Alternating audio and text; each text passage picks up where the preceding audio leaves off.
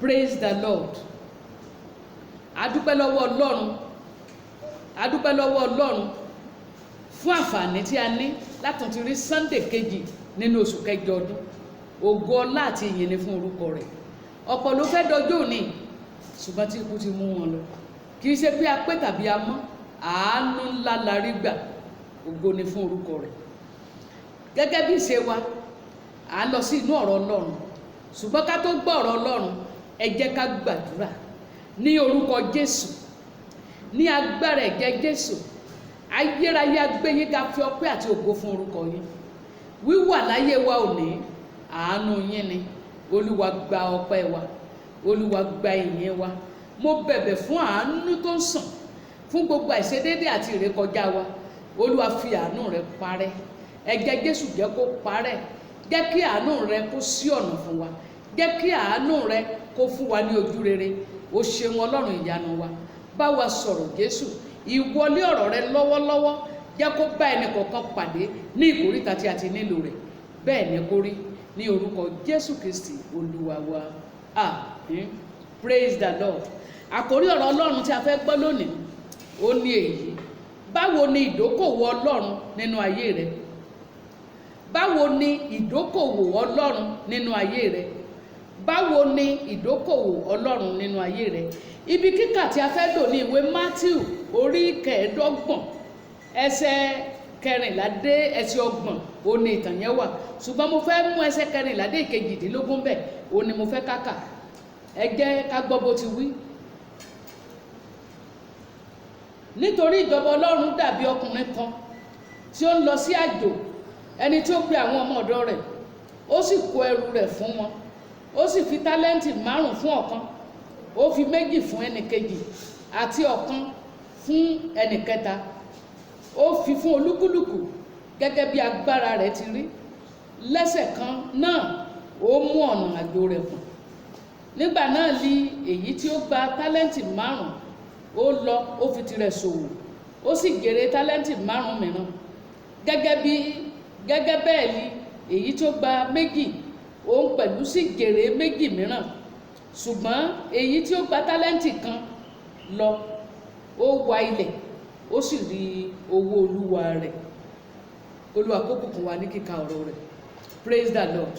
Tí a bá wo ibi tí a kà yìí, ìtàn yẹn ṣe tí ẹnì kọ̀ọ̀kan wa ò gbọ́ rí nípa àwọn onítálẹ́ǹtì 3 tí ọ̀gá wọn fún wọn ní tálẹ́ǹtì gẹ́gẹ́ bí agbára wọn ti mọ́, gẹ́gẹ́ bí ipá rẹ̀ ti mọ́.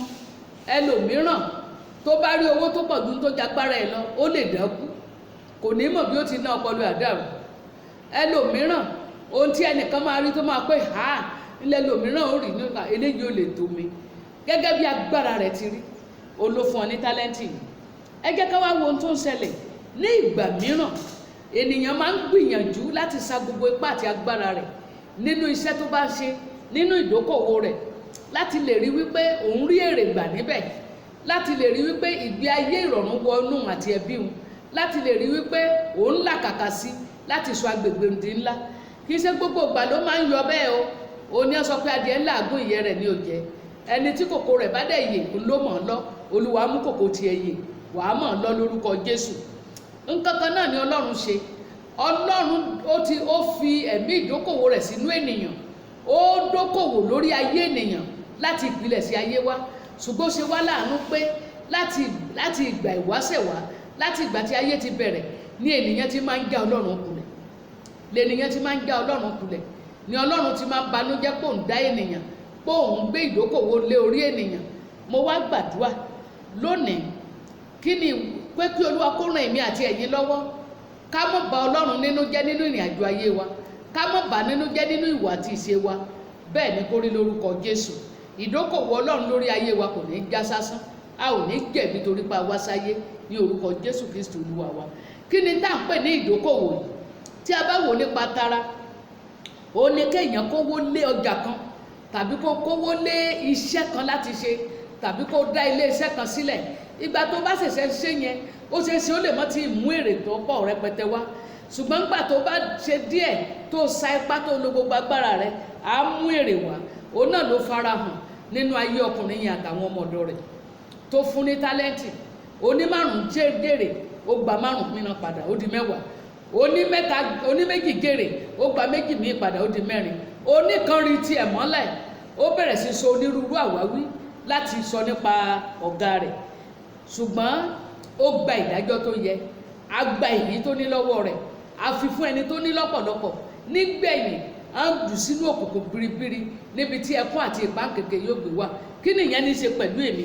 O lè mọ sọ pé kì í ṣe ìwọ la fún tálẹ́ǹtì yẹn. Bákan náà ni Ọlọ́run ti fi ẹ̀bùn fún olúkúlùkù ènìyàn, Ọlọ́run ti gbé iṣẹ́ lé olúkúlùkù ènìyàn lọ́wọ́, Ọlọ́run ti fi ìdókòwò rẹ̀ lé a lọ́wọ́. Ọlọ́run ṣe Ọlọ́run tó ń dá ẹni láì ní ìdí pàtàkì, ó dá mi, ó dẹ̀ mọ tó lè ṣe, ó mọ típa rẹ̀ ká, ó ti fi ẹ̀bùn fún ọ nípa tara àti tẹ̀mí, ó ti fi ẹ́ sípò láti rí kó ṣòwò jèrè. Ṣùgbọ́n a rí pé láti ìpìlẹ̀ sí ayé wa lọ́lọ́run ti ń kábàámọ̀ kó ń dá ènìyàn. Nínú Genesis orí 6 wọn nínú Ọlọ́run bàjẹ́ torí kó dé nìyàn, ó sì pinnu láti pa gbogbo ayé rẹ́. Bákan náà nígbà ó yan Sọ́ọ̀lù sípò, inú Ọlọ́run bàjẹ́ torí kó fi sípò. Ìwọ náà tó wá wà lẹ́yìn, ṣé inú Ọlọ́run ò bàjẹ́ kó dọ́ sáyé? Ṣé inú Ọlọ́run ò bàjẹ́ kó wà láàyè? Ṣé inú Ọlọ́run ò bàjẹ́ kó wà ní ipò gíga? Ṣé inú Ọlọ́run ò bàjẹ́ kó ń bùkún fún ọ? Ṣé inú Ọlọ́run ò bàjẹ́ kó ń dá ọ lóbìnrin? Ṣé inú Ọlọ́run ò bàjẹ́ kó ń dá ọ lọ́kùnrin? Ìdókòwò Ọlọ́run nínú ayé rẹ kí ló fi ṣe? Olúwa kó jọ̀ọ́ kó ràn wá lọ́wọ́. Kí ni ìdókòwò Ọlọ́run lórí ènìyàn? Ìkíní ni wípé Ọlọ́run dá ènìyàn ní àwòrán ara rẹ̀, ó ní ẹ wá, ẹ jẹ́ ká dá ènìyàn ní àwòrán ara wa, Genesis 1:26. Ìkejì ni pé Ọlọ́run fún ènìyàn ní ẹ̀mí ìyè, ìyẹn la lè rí kànú Genesis 2:7. Olúwa Ọlọ́run sì fi erùpẹ̀ ilẹ̀ mọ ènìyàn, ó sì mí ẹ̀mí ìyè sí ihò inú rẹ̀, ènìyàn sì di alààyè ọkàn. Olórin kan rán mi létí, ó ní ẹ̀mí ènìyàn láyé o àtọrọ rẹ ni, àtọrọ rẹ lọ́wọ́ Ọlọ́run ni. Ẹ̀mí ènìyàn láyé o àtọrọ rẹ ni, bó lówó lọ́wọ́ kò dá dúró, ó ń padà tọlọ́run lọ. Ẹ̀mí ènìyàn láyé o àtọrọ rẹ ni. Ọlọ́run ló ní ẹ̀mí tó ń lò yẹn. Nígbà ẹ̀mí yẹn bá máa padà sọ́dọ̀ ẹ̀ tó ní, irú iṣẹ́ wo ni ọ̀nà jẹ́? Sọ́wọ́ òfo ni ó padà, só máa gèrè ohun rere àbí yóò gba ìdálẹ́bi? Mo gbàdúrà ẹ̀mí rẹ ò ní lọ jìyà ayérayé. Olúwa yóò fún ẹ ní ìrònú pìwàdà lónìí tó fi ronú ìdókòwò Ọlọ́run. Ohun kẹta, ó bùkún fún ènìyàn ní Genesis 1:28 pé ká máa bí sí, ká máa rẹ̀ sí, ká sì máa pọ̀. Ìdókòwò ènìyàn náà ni. Ìwọ náà kúkú mọ̀ bó ti yọ oyún tiẹ̀ dànù, ní tó fi ń bí sí tó fi ń rẹ̀ sí náà nìyẹn. Òfin mú Ọlọ́run bínú níbi tí àwọn kan ti ń wá tọ̀sán tòru tí wọn ò rí, ni ìwọ ti ń yọ tiẹ̀ dànù. Òfin múnú Ọlọ́run dùn náà nìyẹn. Ìdókòwò tó ní lórí rẹ, àṣẹ tó fi lé ọ lórí yẹn, bó o ti ń gbilẹ̀ náà ló ń gbilẹ̀ yẹn. Olúwa kó jọ̀ọ́ kó ṣàánú fún wa. Ohun ìkẹta nìyí, Ọlọ́run ṣètò, ó pèsè fún ènìyàn, ó pèsè fún ìwàláàyè ènìyàn tí ò ní ní lára. Ó mú ènìyàn, ó fi sínú ọgbà dáradára, ó pèsè fún ìwàláàyè rẹ. Ọlọ́run bá ìní rẹ pàdé, ó ní gbogbo ẹ bá ti fi ẹlẹ́rìí tó báyìí yí wa ká, ó fi àwọn ìṣúra iyebíye ó fi yí wa ká fún ìgbádùn wa. O ní láti kíyèsára, báwo lo ṣe ń lò wọ́n, ṣé láti mú Ọlọ́run bínú ni? Ó ń karùn-ún, ó fi ènìyàn, ó fi wá sí ipò olórí, ipò gẹ́gẹ́ bí olórí ẹbí, gẹ́gẹ́ bí ọkọ, gẹ́gẹ́ bí olórí ìdílé rẹ, gẹ́gẹ́ bí ìyàwó, ìyá nínú ilé. Bó lo ṣe ń lòpò yìí? A ó bi ọ́ léèrè bó ti ṣe. Ẹmọ̀ pọ̀lọpọ̀lọpọ̀ àwa o bàbá, a ti fi ìgbádùn wa ìṣẹ̀ṣẹ̀ yìí, a ti fi dá wàhálà sílẹ̀ fún àwọn ọmọ wa ní ọjọ́ iwájú. Olúwa yóò bi ọ́ léèrè bó ti ṣe kó rẹ, wà á lọ jíyìn padà. Ìdókòwò Ọlọ́run láyé rẹ náà nìyẹn, òfin ṣòwò náà ni. Gbọ́, Ọlọ́run tó fún ènìyàn, ó dá obìnrin fún ènìyàn pé kò dá kóbìnrin máa kọ́kùnrin máa gbé, ó dá ẹnìkejì rẹ̀ fún, tí wọ́n jọjọ́ jùmọ̀ kẹ́gbẹ́, tí wọ́n jọ mọ́ gbé, tí wọ́n jọ mọ́ bára wọn sọ̀rọ̀. Báwo ni ìgbéyàwó rẹ ti rí lónìí? Ṣé àjùmọ̀kẹ́gbẹ́ ni yín? Àbí ìgbéyàwó náà ti kán? Ọtí ìgbéyàwó ti tán, kò sí ayọ̀ níbẹ̀ mọ́. Ẹ jùmọ̀kẹ́gbẹ́ mọ́, ẹ ti dọ̀tá ara yín. Ìdókòwò Ọlọ́run náà nìyẹn, bó o ṣe ń lò wá jíṣẹ́ fún un. Ọlọ́run dẹ̀ ti fi ètò sílẹ̀ láti mú kí ìbákẹ́gbẹ́ pọ̀ yìí, ìlànà tá ó tẹ̀lé tí ó fi lè yọrí sí rere. Genesis 2:24, ó ní nítorí èyí ni ọkùnrin yóò fẹ́ bá ti ìyá rẹ̀ sílẹ̀, yóò darapọ̀ mọ́ aya rẹ̀, àwọn méjèèjì yóò sì di ọ̀kan. Wọ́n ní ó sì wà ní ìhòòhò 25, wọn kò sì tijú. Ṣé ìṣọ̀kan sì wà láàrin ìgbéyàwó rẹ̀? Ìdókòwò Ọlọ́run nìyẹn. Báwo lo ti ń ṣe nínú ayé rẹ̀? Olúwa yóò bi ọ́ léèrè. ó sì fún ènìyàn ní ohun kan láti ṣe. Kí ló ń kan náà tó fi fún wa, tó ní ká ṣe, tó fi fún ènìyàn ní ìgbà yẹn? Ó ní igi èso rere, èso ìyè àti ti ìmọ̀ kí wọ́n má jẹ o. Igi èso ìmọ̀ rere àti búburú kán má jẹ. Àṣẹ kan ṣoṣo tó fún ènìyàn náà ọgbà Édẹ́nì nìyí. Ẹ má jẹ nínú èso igi ìmọ̀ rere àti búburú o. Igi ẹ bá jẹ ṣe lẹ́kùn, ẹ mọ̀ pé èèyàn kúkú ṣàìgbọràn ló gbé wàhálà wọnú ayé. Kí wá ní ohun tí ìdókòwò Ọlọ́run nínú ayé wa lónìí báyìí? Ó ní àwa kọ́ ni Ádámù, àwa kọ́ lẹ́fà. Èyí tó ṣe sínú ayé wa, ohun àkọ́kọ́ ni pé ó mú ìgbàlà wá fún wa nípa ìfẹ́ Kristi fún wa. Nínú ìwé Jòhánù orí 3 ẹsẹ̀ 16, torí tí Ọlọ́run fi aráyé tó bẹ́ẹ̀ gẹ́ tí ó fi ọmọ bíbí rẹ̀ nìkan ṣoṣo fún wa, fún ẹnikẹ́ni tó bá gbàgbọ́ kí ó má bàa ṣègbé ṣùgbọ́n kó lè ní ìyè àìnípẹ̀kun. So o ti gba ìfẹ́ Ọlọ́run yìí, àbó ń fojú ìfẹ́ rẹ̀ gbolẹ̀. So o ti gbà á, tó ń rọ̀ ọ́ tọ̀sán tòru, ọmọ fi ọkàn rẹ fún mi. Ṣé o ti gbà á? Ìdókòwò Ọlọ́run ni. Ó dídí ọmọ kan ṣoṣo rẹ̀ ló fi dókòwò yìí fún èmi àti ìwọ. Ohun èkejì, ó fi ènìyàn sí ipò láti lè rí wípé ìgbé ayé rẹ ó mú ire bá ẹlòmíràn, láti lè rí wípé ó gbọ́ràn sí òun lẹ́nu. Ohun tó ṣe fi ọ́ sípò nìyẹn. Má gbàgbé Ẹ́sítérì. Mọ́dékáì sọ fún pé tó o bá rò pé o ní ìfọ̀kànbalẹ̀ nílé ọba ju Ísírẹ́lì yòókù lọ, ó ní Ọlọ́run yóò gbé ìrànlọ́wọ́ wa dìde, ìgbàlà wa dìde láti ibòmíràn. Ṣùgbọ́n wo àti ìdílé bàbá rẹ lónìí nípìn bẹ́ẹ̀. Ipò tá a fi ọ́ sí lónìí yẹn fún ìdí pàtàkì ni, fún ògo Ọlọ́run ni. Ohun ẹ̀kẹta nìyí, ó fún ènìyàn ní, ó pèsè ẹ̀mí mímọ́ fún ènìyàn, èyí tó lè ràn wá lọ́wọ́, ẹ̀mí mímọ́ olùtùnú tí ó jẹ́ kí ìrìn àjò wa ní ayé kó rọ̀ wá lọ́rùn láti rìn. Ohun tí Ọlọ́run ṣe fún wa nìyí. Ohun ìkẹrin, ó fún ènìyàn ní ẹ̀bùn ẹ̀mí. Ẹ̀bùn ẹ̀mí, ìwọ náà mo onírúurú ẹ̀bùn ẹ̀mí tó wà. Ó fún ọ lẹ́bùn. Ẹlòmíì bíi kan ní mo ń ṣe ọ̀rọ̀ Ọlọ́run, báwo ló ṣe ń lo tiẹ̀? Ẹlòmíì sọtẹ́lẹ̀, ẹlòmíì nípa àdúrà, ẹlòmíì nípa orin kíkọ. Ṣé orin tiẹ̀ tó ń kọ, ṣé òfin máa mú Ọlọ́run bínú báyìí? Ọlọ́run fún ọ lẹ́bùn orin tán, ó fi ọ sípò tán, dípò kó gbàdúrà kó tẹ̀síwájú, ó tún gbalé ológun lọ, ọlọ́ọ̀ṣọ́ oògùn káyé bá lè dá ọmọ kó o lè lókìkí. Orin rẹ ọ̀wá ní Ọlọ́run nú mọ́, ayé lè pariwo lé ọ lórí, ṣùgbọ́n má gbàgbé bí o ti máa lọ kọrin ìkẹyìn. O ní láti yí padà lónìí. Ìdókòwò Ọlọ́run nú ayé rẹ má jẹ́ kó pa Ọlọ́run lẹ́kún. Kì í tún ṣe bẹ́ẹ̀ yẹn nìkan. Ọlọ́run fún ènìyàn, ó fún wa ní àwọn ẹ̀bùn tálẹ́ǹtì gẹ́gẹ́ bá ti fún kálukú wa. Gbogbo tí ṣe ẹ̀bùn ẹ̀mí pátá ó ti fi lé ọ lọ́wọ́. Ẹlòmíì iṣẹ́ ọwọ́ ni tiẹ̀. Ẹlòmíì bó bá ṣe nǹkan báyìí, bó bá dẹkoréètì ilé Ọlọ́run báyìí, á wù ni.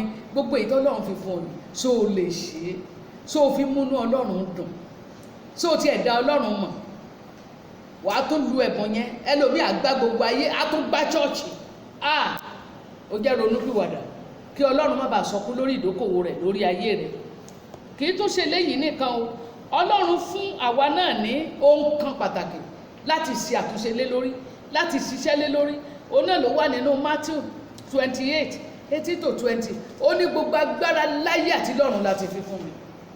Ó nítorí náà ẹ lọ kẹ́ lọ mọ wàásù rere. Ẹ máa kọ́ gbogbo orílẹ̀-èdè, kẹ́sì mọ́ baptist wọn ní orúkọ bàbá àti ní ti ọmọ àti ní ti ẹ̀mí mọ́. Báwo ni iṣẹ́ ìsìn rẹ lórí ìgèrè ọkàn? Níjọ́ tó o ti gbàgbọ́, ǹjẹ́ nìkan kan ti pàṣẹ rẹ wọnú Jésù? Níjọ́ tó o ti gbàgbọ́ sáà tó pàṣẹ rẹ wọnú Jésù, o ní láti kíyèsára. Kí ni tó wá kan èmi àtiwọ́ láti ṣe? Kí ni ipò tí ó wà ní lílo ìdókòwò Ọlọ́run nínú ayé rẹ̀? Kí ni ipò rẹ bó ti ń gbòmí yìí? Má jẹ́ kó bí ọnù, ṣe ni kó ṣàtúnṣe. Bí èmi àti ìwọ fẹ́, bí a kọ̀, a ó mú iṣẹ́ wa la iná kọjá.